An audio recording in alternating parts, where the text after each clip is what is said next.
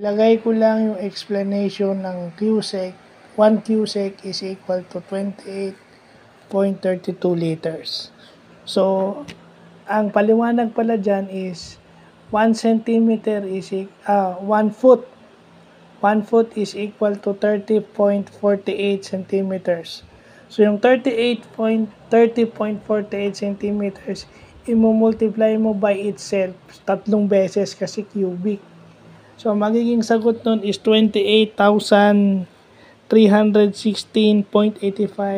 centimeters. So, para maging liters yon, i-divide mo siya sa 1,000.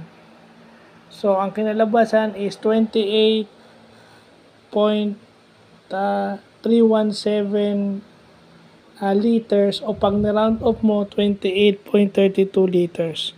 So, ganun lang pala kadali. O ganun lang kasimple explanation nun. So, importanteng alam natin yung conversion unit, yung iba pang conversion unit. No? Para makuha natin. Kasi kung walang AI yung software na ginagamit mo, hindi maipapaliwanag to.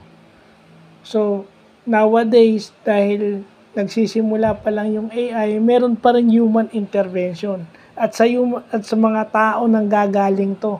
Galing to sa utak ng mga tao. So, importanteng alam natin itong mga ganitong bagay if ever gagawa tayo ng sariling software. O gagawa natin ng mga software itong mga bagay na to.